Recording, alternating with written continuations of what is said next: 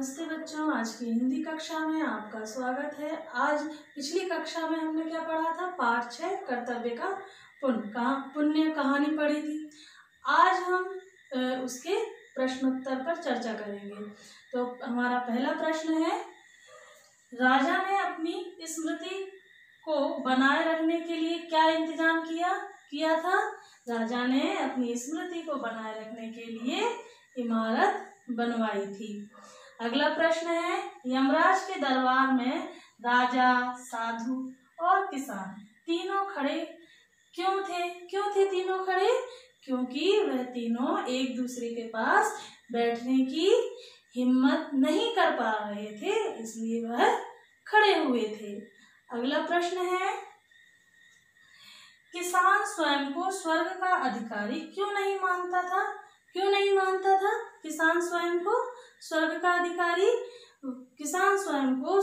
अधिकारी इसलिए नहीं मानता था क्योंकि ना तो उसने कोई दान दक्षिणा की थी, ना उसने धर्मशास्त्रों का अध्ययन किया था और ना ही भजन कीर्तन किया था। वह एक किसान का बेटा था और रात दिन खेती किसानी में ही लगा रहता था, इसलिए वह अपने को स्वर्ग का अधिकारी नहीं मानता था। अगला प्रश्न है, किन 3 व्यक्तियों की मृत्यु एक ही समय पर हुई? बताओ, किन 3 व्यक्तियों की मृत्यु एक ही समय पर हुई? राजा, साधु और किसान, इन तीनों की मृत्यु एक ही समय पर हुई। अगला प्रश्न है, साधु की अंतिम इच्छा क्या थी? बताओ, साधु की अंतिम इच्छा क्या थी?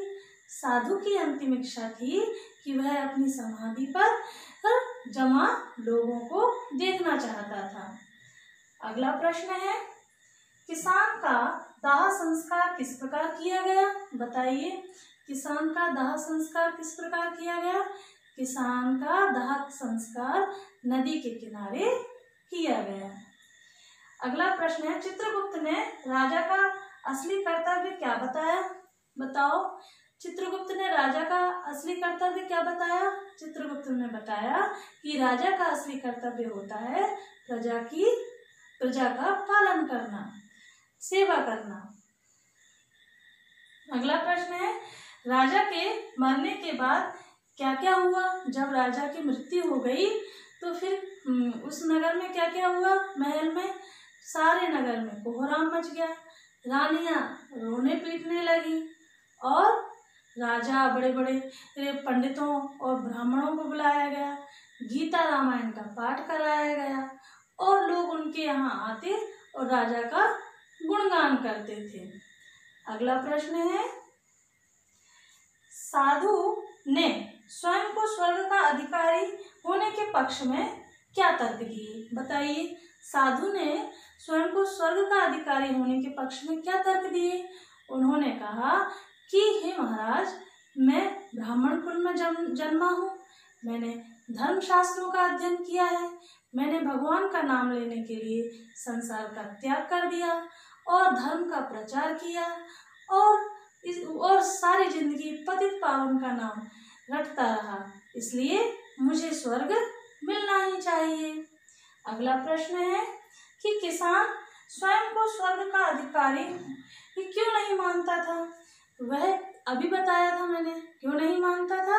क्योंकि ना तो उसने कोई दान पुण्य किए थे, ना ही धर्मशास्त्रों का अध्ययन किया था और ना ही धर्मशास्त्रों का अध्ययन किया, ना दान पुण्य किया, ना ही भजन कीर्तन किया। वह सारी जिंदगी क्या करता रहा? खेती किसानी करता रहा, इसलिए वह स्वयं को स्वर्ग का अधिकारी नहीं मानता था।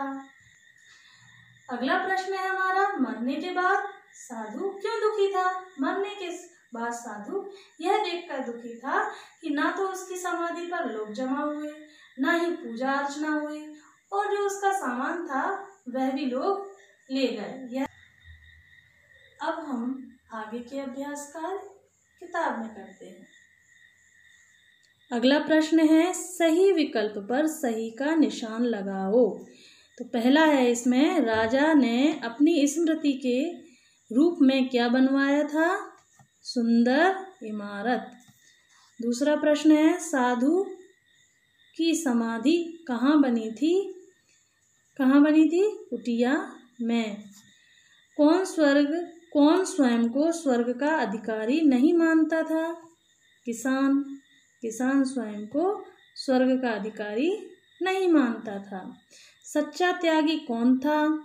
सच्चा त्यागी किसान था।